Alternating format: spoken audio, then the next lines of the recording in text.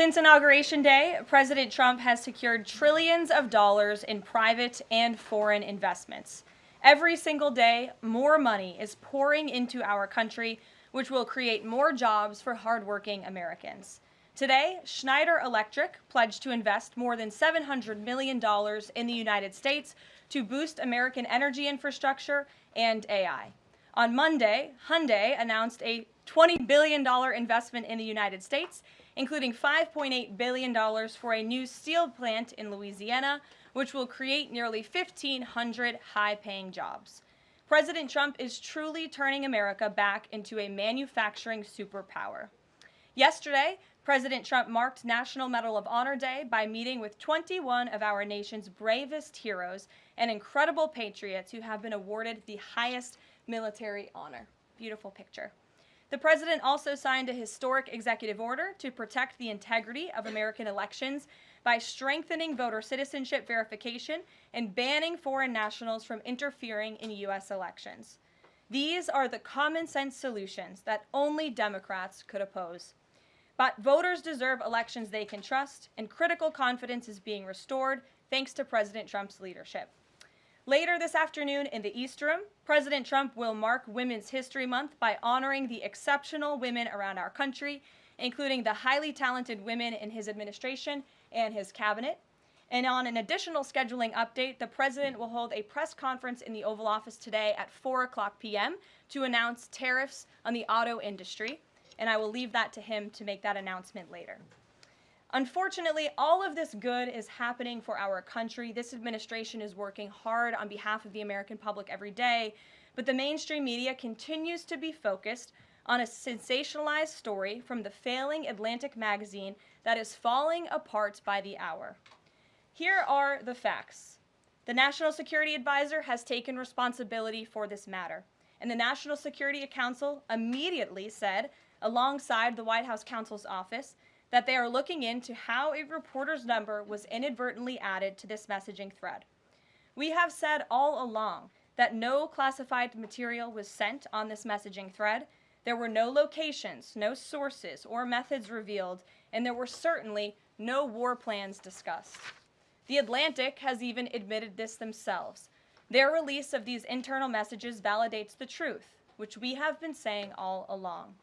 If this story proves anything, it proves that Democrats and their propagandists in the mainstream media know how to fabricate, orchestrate, and disseminate a misinformation campaign quite well. And there's arguably no one in the media who loves manufacturing and pushing hoaxes more than Jeffrey Goldberg. Goldberg is an anti-Trump hater. He is a registered Democrat. Goldberg's wife is also a registered Democrat and a big Democrat donor who used to work under who? Hillary Clinton. This is the same Jeffrey Goldberg who infamously lied about weapons of mass destruction to get us into the Iraq War, which cost trillions of dollars and thousands of American soldiers. And how else has Goldberg discredited himself? By absurdly claiming that President Trump was Vladimir Putin during the 2016 campaign, by peddling the Russia hoax that tried to hijack President Trump's first term, by inventing the suckers and losers hoax to help Joe Biden in the 2020 election, by peddling a hoax about President Trump involving Gold Star families to help Kamala Harris in the 2024 election, which our campaign at the time vigorously denied. Jeffrey Goldberg didn't care. There's more, but we don't have all day, and we can now add this signal hoax to this very long list. The real story here is the overwhelming success of President Trump's decisive military action against Houthi terrorists. On March 15th, President Trump ordered a series of military operations against the terrorist Houthis to defend U.S. shipping assets in the Red Sea, restore freedom of navigation for international shipping, and defend the United States from enemy threats. United States forces successfully struck dozens of targets across Houthi-controlled territory. And as a result of these actions, several Houthi leaders were killed, including the Houthi drone chief, his deputy, and several of their drone experts and other key leaders. We also destroyed command and controlled facilities, weapons manufacturing facilities, and advanced weapons storage locations. And it's important to remember why this powerful action took place in the first place. because of Joe Biden's incompetence and pathetic weakness on the world stage for years. The Houthi terrorists grew emboldened. Immediately after taking office in 2021, Joe Biden removed the Iran-backed Houthis from the foreign terrorist organization and specifically designated global terrorist list. Did anybody in this room ask the Biden administration at the time why they made such a stupid mistake? This reckless action undid the designation put in place by President Trump during his first term, and what followed was predictable and devastating. The Houthis targeted U.S. military ships and aircraft, hit commercial ships, including U.S.-flagged vessels, threatened our personnel overseas, and attacked our allies in the region. This resulted in more than a year of U.S.-flagged commercial ships being prevented from safely sailing through the Suez Canal, the Red Sea, and the Gulf of Aden. This had a massive negative impact on global trade of the economic security of the United States. Joe Biden was the commander-in-chief, and he sat on his hands while the United States of America was bullied and embarrassed by terrorists. President Trump and his team are putting a stop to these threats and restoring American strength around the world. The Trump peace through strength approach means no terrorist force will stop American commercial and naval vessels from freely sailing the waterways of the world. But unfortunately, this is not what the Democrats and the media want to talk about. They are focused on a coordinated campaign to try and sow chaos in this White House. And this has been the most successful first 2 months of any administration ever, which is exactly why they are doing this. We are not going to bend in the face of this insincere outrage. And here's just one example of how bad faith the Democrats' criticisms are. Democrat Senator Mark Warner is hysterical over the use of Signal, which is an approved decrypted app, in the killing of Houthi terrorists. But Senator Warner himself used Signal to work with a lobbyist for a Russian oligarch to connect the disgraced Steele dossier author who started the Russia hoax, which Jeffrey Goldberg later reported on. How ironic. We're not going to lose focus of the bottom line, which is that Joe Biden's weakness enabled and emboldened Houthi terrorists, and President Trump's strength and resolve eliminated those terrorists. Here in our new media seat today, we have Lindsay Keith. She is the managing editor for Merit TV and serves as their White House correspondent. Merit TV launched 1 year ago and creates and distributes content across diverse platforms. We're glad to have you with us, Lindsay. Please kick us off. I appreciate it and this opportunity for Merit TV. 2 questions, if I may. One on Signal, one on the economy. Sure. On Signal, how comfortable is the president with what was shared so far now that the chain has been released? The president's view on all of this remains the same today as it did yesterday. And I think it speaks volumes about the leadership of this president that he went directly to all of you, members of the press corps. He was asked, do you want someone else to go out and do a briefing? And he said, no, I will tackle this story. I will discuss it. The people need to hear from me about the situation. And so his thoughts on this remain the same today. He has placed great trust in his national security team. And as for the usage of Signal, as the president said yesterday, as the CIA director has testified under oath, this is an approved app. It's an encrypted app. The Department of Defense, the Department of State, the CIA has it loaded onto government phones because it is the most secure and efficient way to communicate. As for, again, the original situation in this messaging thread, the National Security Council, the White House counsel's office continues to look in to how this mistake, which the National Security Advisor has owned, occurred, and the president has ensured they are doing that. On the economy, consumer confidence hit a 4-year low this month. Can you help explain to the American people how tariffs will help them in the long run? Yeah, absolutely, and I'm grateful for the question. The American public will hear later this afternoon from the president directly on the topic of tariffs. And as you all know, April 2nd day, President Trump has proudly dubbed it Liberation Day for our country. What he means by that is it will be a day where the United States of America will no longer be ripped off by nations around this world. It will be a day where Americans finally see free and fair trade practices restored. We are no longer going to allow our allies, our competitors, and our adversaries to take advantage of American workers. And if you think about your hometown in the state that you grew up, Main Street looks a lot different today than it did many years ago. And President Trump wants to restore America as a manufacturing superpower around the globe. He wants products to be made right here in the our great country with great, hardworking American hands that will ultimately result in higher wages and more money in the pockets of the American people. And he's also, in addition to tariffs, also determined to pass tax cuts later this year, as he did successfully in his first term, to put even more money back into the pockets of hardworking Americans.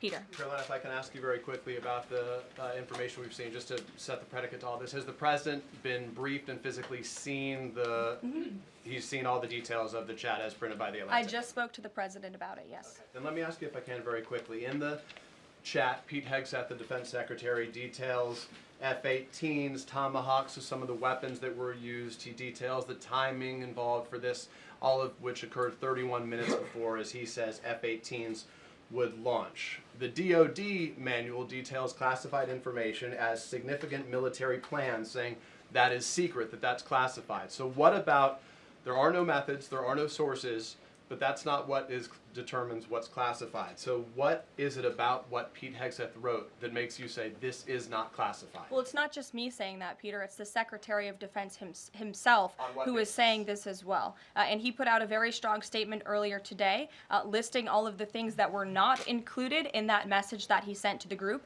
And again, this message, there was no classified information transmitted. There were no war plans discussed. Why did the Atlantic downgrade their allegation about war plans to attack plans? They're now playing word games because they know this was sensationalist spin from a reporter who is well known for doing this. We have said all along no war plans were discussed, no classified material was sent. You have the Secretary of Defense saying that. You have the Director of the CIA, the Director of National Intelligence, the FBI Director, all testifying to that under oath, and they should be trusted with that. To be clear, Americans can make the decision for themselves, but whether it's Sure. you said it's not war plans. Would you characterize these as military plans, military operation plans? I would characterize this messaging thread as a policy discussion, a sensitive policy discussion, surely, amongst high-level cabinet officials and senior staff. And I'm so glad, Peter, that you said the American public can decide for themselves, because I think the American public should decide for themselves based on the outcome of this operation. And what happened in this operation? Terrorists that were allowed to run wild by the Biden administration were killed because of the direction and the determination of this president and his team. And this message also shows, this messaging thread also proved that President Trump has an incredibly dynamic team who is working incredibly hard, flying all over the world to secure world peace and to fix up the foreign policy crises that the previous administration left for this team to inherit. So to be clear, we all in this room and around the country would agree that we're glad no American service members were harmed, and we're glad that the mission was a success. We'll stipulate that. But the president said that Pete Hegseth said none of this was classified. So given the president has seen it now, and given the president understands that significant military plans are deemed classified as secret, how does the president view none of this, which details times and weapons and more, as being not classified? I've already been asked and answered this question. The president's thoughts on this remain the same today as they were yesterday, On what basis, as I'm well as the Secretary of Defense. This question has been asked and answered. There was no classified material discussed. Jackie. On what basis I was asking? Go ahead, Jackie. Thank you, Caroline. So why aren't launch times on a mission strike classified? Again, I would defer you to the Secretary of Defense's statement he put out this morning. There were various reasons he listed, things that were not included in that messaging thread that were not classified. And again, going back to the American public, do you trust the Secretary of Defense, who was nominated for this role, voted by the United States Senate into this role, who has served in combat, honorably served our nation in uniform? Or do you trust Jeffrey Goldberg, who is a registered Democrat and an anti-Trump sensationalist reporter? This president and this national security team are putting our national security and the American people first. We are restoring American strength around the world, and the results of this operation speak for themselves. Putting aside Jeffrey Goldberg, though, just for for American service members who are going to have to carry out these missions in the future, what I guess the message that's coming from the response to all this that we're hearing is that nothing sensitive happened, and I guess the logical conclusion of that is that if these messages had gone out publicly prior to the launch, that wouldn't have been a risk to service members. I don't know that they're comfortable with that. So can you explain, had these messages been published, would the plans have moved forward? Would the launch have still taken off? What I can tell you is that the President, as the Commander-in-Chief of our United States Armed Forces, and Secretary Pete Hegseth, who is an incredible man and a warfighter himself, take the lives of our American service members with the utmost responsibility, and they would never do anything intentionally to put their lives at risk. And again, they are working hard on that every single day, and we are protecting our service members while also restoring peace throughout this globe. It's something the previous administration has not done, and I would just add one more point. We are not going to be lectured about national security and American troops by Democrats and the mainstream media who turned the other cheek when the Biden administration, because of their incompetence, left 13 service members dead in Afghanistan, and not a single person in the previous administration was held accountable for that botched withdrawal. Joe Biden said, in fact, it was a great operation. That is despicable. It's unacceptable to this president and this Secretary of Defense. The National Security Advisor has taken responsibility for this inadvertent number being added to the messaging thread. But above all, we take the lives of our troops, safety, security, prosperity around the globe with the utmost seriousness. Goldberg's intentions, do you believe Jennifer, that he go would ahead. release that to embarrass the administration ahead of the worldwide threats? Jennifer, go ahead. Given what you've said about the president's trust in his national security team, can you say definitively that no one will lose their jobs? No one will lose their job at all because of this signal situation? What I can say definitively is what I just spoke to the president about, and he continues to have confidence in his national security team. Go ahead. One more, can I ask one more, Karen? On the targets in Yemen on March 15th, can you say were 100% of the targets that were planned for March 15th, were they all destroyed? Because that would be an indication if some of them were moved or they were not all hit, that maybe perhaps some of the enemies were able to get some of the information in that signal. What I can say about the operation is what the Department of Defense has put out there. I would refer to them for any further operational details. But there have been more than 100 strikes conducted against Houthi targets, and they have hit key Houthi leaders, air defense systems, command and control nodes, headquarters, weapons manufacturing and storage facilities, and these operations will continue until the freedom of navigation in our seas is restored and U.S. shipping can safely transmit without the fear of attack. And again, we believe that this has been a very successful operation thus far, and it will continue until this administration feels it no longer has to, and these terrorists have been taken out, which again is something the previous administration should have done, but they didn't, and now we've inherited this crisis. Stephen. Thank you, Caroline. I'd like to clarify something about the investigation and also ask about some conservative commentary. On the investigation, Mike Waltz said last night that he had spoken to Elon Musk about figuring out how Jeffrey Goldberg's number got in his phone. You mentioned the NSC and the White House counsel's office investigating.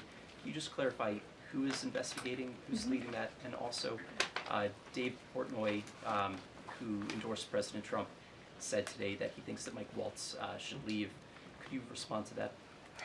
Sure. Great respect for Dave Portnoy, but I just answered that previous question from Jennifer.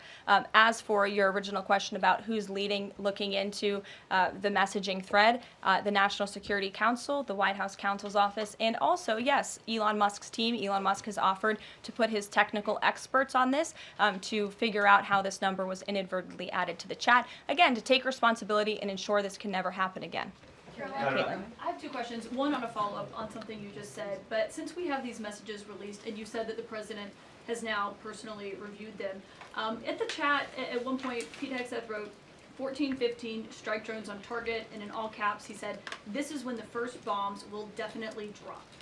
Does the president feel that he was misled by his national security advisors, whoever it was that told him there was no classified information in there, now that he's seen these messages? I've now been asked and answered this question 3 times by the both of you, and I've given you my answer. The president feels the same today as he did yesterday. Okay. Philip. And on my follow-up on what you had just No, said. go ahead, Philip. Caitlin, I'm not taking your follow-up. Philip, go I have ahead. a follow-up on something you just said, though, Caroline. That's Caitlin, regarding I'm not Jeffrey taking Goldberg. your follow-up. Philip, go ahead. I have called on you. The Thank you. Vice President seemed to express some frustration that Europe wasn't doing more to police waterways in their backyard, noting in that signal thread that 40% of European trade goes through the Suez Canal. Does the President share that opinion and frustration? And then going forward, should the Europeans be responsible for policing that waterway? Well, the president was asked this question yesterday by the pool in the cabinet room, and he answered this question. He said yes, he believes that Europe has been, as the vice president put it, freeloading on the backs of American taxpayers and off the backs of the United States of America, and he wants to ensure that Europe pays their fair share. He's always been very honest and upfront about that, and I think the vice president shares those concerns with him as well. And then one more. Sure. Enlisted soldiers, sailors, and Marines would face consequences if they shared this type of information inadvertently with a reporter.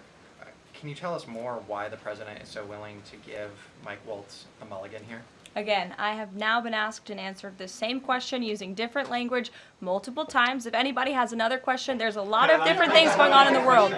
We have tariffs possibly being implemented later today. The president is going to talk about that at 4 o'clock this afternoon. Sure, go ahead. Okay, thank you for taking my question. I wanted to first and foremost thank the administration for the election integrity executive order, because so many journalists for 4 years were banned from talking about this very subject. So thank you to the administration for that. My question is, yesterday President Trump, when signing the order, said that there is more to come when it comes to election integrity. Would that include same-day voting and hand-counted paper ballots? And why are Democrats so against election integrity measures like obviously proof of citizenship when it comes to voting in a United States election? Well, it's a very good question. You'll have to ask the Democrats why they're against so many common sense things, not just mandating voter ID. Why are they against men and women's sports? Why are they against deporting foreign terrorists from American soil who have been designated a foreign terrorist organization? I'm referring to Tren de Aragua. As for the election integrity executive order that the president signed yesterday, this is in an effort to restore trust in American elections. There were more than 10 steps taken, 10 executive actions taken throughout this one order. It directs the department, or the attorney general rather, in Homeland Security to prevent non-citizens from any involvement in administering elections. There's also another host of actions. We can provide the fact sheet for you, but it's a very strong election integrity executive order, and the president would also like to see Congress do something about this very important issue. Sure, go ahead. Caroline, the Republicans and Democrats alike have been expressing some concern about the frequency with which senior Trump officials have been using the Signal app.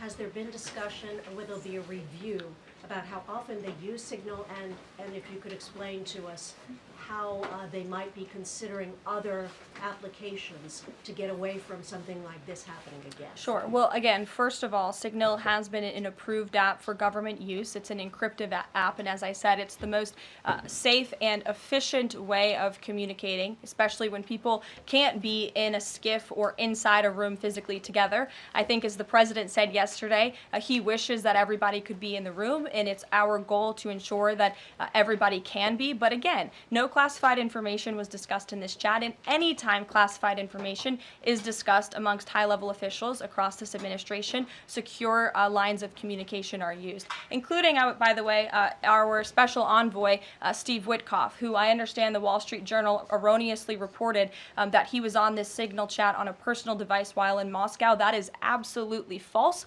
Steve Witkoff did not have his personal device, nor did he have his government device with him. He was given a classified, protected server by the United States government, and he was very careful about his communications when he was in Russia. So rest assured to the American public, this administration is taking every precaution when it comes to protecting our national security. And that's why the American people reelected this president, because they know that our national security is in good hands with the President of the United States. Speaking of the Vice President, I understand he's going to be speaking any moment now. I would hate to counter-program the Vice President of the United States. You'll also hear from the President at 3 o'clock. He will be honoring women's history at the Women's History Month celebration. We have a lot of great women across our cabinet who will be in attendance, so we'll see you all there. And then you'll also hear from the President again at 4 o'clock when he talks about tariffs. So plenty of time for more questions. Sorry it's a bit shorter today, guys.